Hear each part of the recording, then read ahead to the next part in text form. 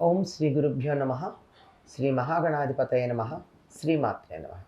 కర్కటే పూర్వఫల్గుణ్యాం తులసీకాననోద్భవాం పాండ్యే విశ్వంభరాం గోదాం వందే శ్రీరంగనాయకీ. నీళాతుంగస్తనగిరితటీ సుప్తముద్బోధ్య కృష్ణం పారార్జ్యం స్వం శృతిశతశిరసిద్ధమధ్యాపయంతి సోచ్చిష్టాయాం సృజనిగళితం యా బలాత్కృత్య భుంక్తే గోదా తస్యై నమ ఇదమిదం భూయ ఏవాస్తు భూయః. శ్రీ భూనీలా సమేత గోదారంగనాథ స్వామినే నమః.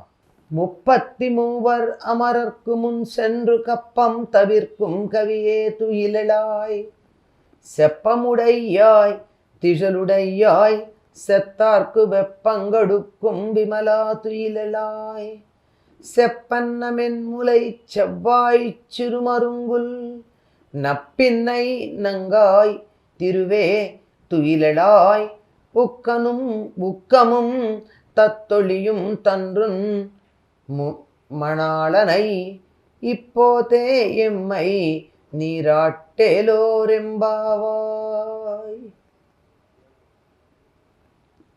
గోదాదేవి 20వ నాటి బ్రాహ్మీ ముహూర్తంలో అప్పటికే నిద్రలేచి స్నానాధికాలు నిర్వర్తించుకుని చెరులను తనతో పాటుగా స్వామి సేవకు రమ్మని పిలుపునిచ్చి వారందరితో కలిసి బయలుదేరి వెళ్ళి అలా క్రమంగా వాళ్ళ యాత్ర బయలుదేరడం తగ్గించి మొదలుపెట్టి ఒక్కొక్కరిని ద్వారపాలకుల దగ్గర నుంచే నిద్ర లేపుకుంటాను అది అడిగి తీసుకుంటూ వచ్చి ఇంకా నీలాదేవి గుండెల మీద నిద్రిస్తూ ఉన్న కృష్ణుణ్ణి నిద్ర లేపితే ఇంకా వారిద్దరూ లేవల.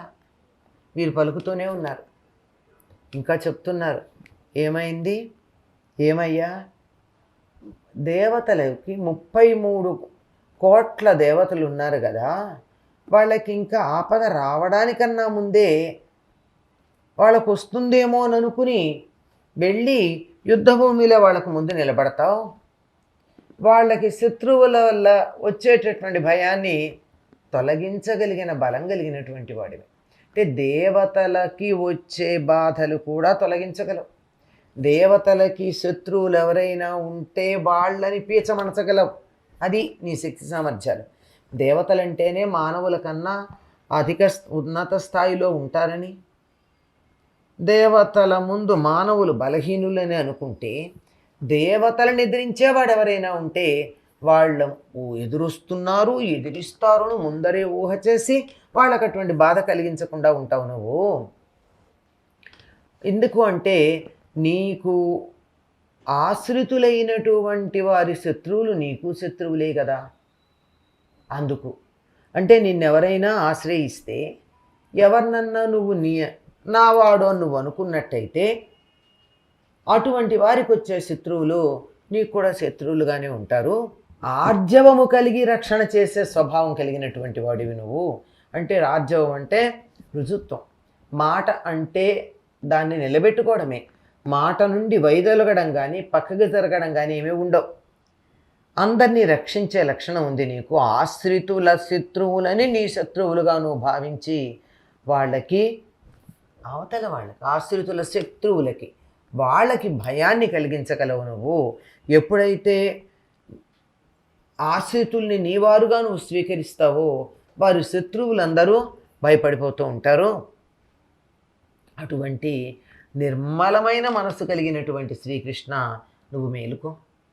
అంటే నిన్నొక్కసారి ఎవరైనా ఆశ్రయించినట్టయితే వాళ్ళని నా వాళ్ళు అని నువ్వు భావన చేసినట్టయితే ఇంకంతే, అసలు శత్రువులు ఉండరు వాళ్ళు. కృష్ణుడు ఎవరినైనా తనవాడు అనుకుంటే చాలు, వారికి శత్రువులు ఉండరు. ఎందుకంటే వాళ్ళని తన శత్రువులుగా భావించి నిర్మూలనం చేయడంలో నేర్పరాయన.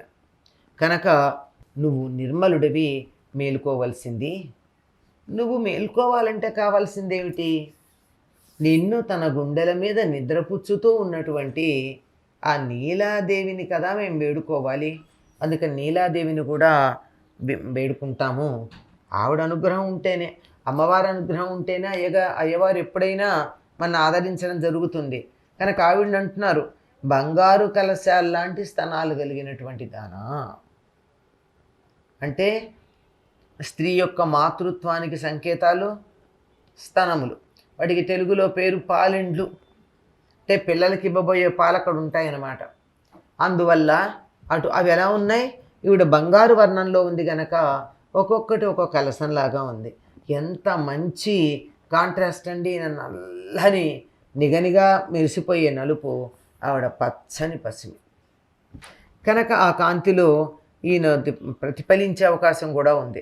మంచి స్తనములు కలిగి ఉన్నటువంటి దాన, దొండ పండులాగా ఎర్రగా ఉన్నటువంటి పెదవి, సన్నని నడుము కలిగిన ఓ నీలాదేవి. అంటే ఈ లక్షణాలన్నీ సాముద్రిక శాస్త్రానుసారం ఉత్తమ జాతికి చెందినటువంటి వాళ్ళకి ఉండే లక్షణాలు.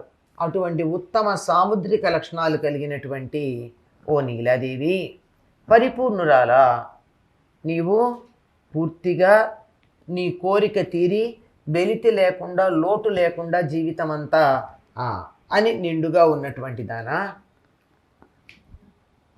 లక్ష్మీ సమానురాలా. నీలాదేవిని లక్ష్మిగా కూడా భావించటం.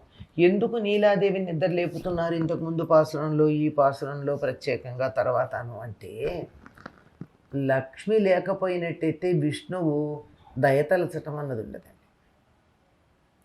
ఆయన దయతలుస్తున్నాడు, కృప చూపిస్తున్నాడు, జాలి పడుతున్నాడు అంటే గుండెల మీద నెలవై ఉన్నటువంటి లక్ష్మీదేవే కారణం. ఆవిడ హృదయస్థానంలో ఉంది. ప్రేమ మొదలైన భావాలు కలిగేటటువంటిది హృదయం నుండే. కనుక హృదయస్థానంలో ఉన్నటువంటి దేవేరి పలుకులు ఏవైతే ఉన్నాయో అమలు జరుపుతాడు స్వామి. కనుక ఈవిడ ప్రసక్తి కూడా ఇక్కడ చెప్తున్నారు. లక్ష్మీ సమానురాలైనటువంటి ఓ నీలాదేవి, నువ్వు మేలుకోమ్మా. నువ్వు మేలుకుంటే కదా స్వామి మేలుకుంటాడు, నీ మాట వింటాడు కదా ఆయన. మరి మాకేం కావాలంటావా, ఇలా స్వామికి నీకు వింజామర్లు వీస్తాం గనక మాకు విసనకర్ర కావాలి. అంతేకాదు విసనకర్ర తీసుకొచ్చి మీకు వీచినా మేము ఎలా ఉంటామో అన్నది చూసుకోవడానికి మాకు అద్దం కావాలి, కంచుతో చేసిన అద్దం.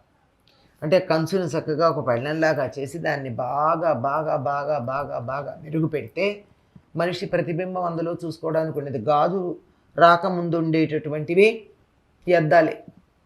మంచి లోహాన్నే మెరుగు పెట్టడం. ఆ రెండు మాకిచ్చి నీ ప్రియుడైనటువంటి కృష్ణుడితో కలిసి మేము స్నానం చేసే అదృష్టాన్ని. కృష్ణుడి దగ్గరికేమో పర కావాలని పెడతారా, నీలాదేవితో ఏం చెప్తారు, నీ ప్రియుడితో కలిసి మేము జలకాలాడాలి. ఇది అడగదగిన కోరిక అండి.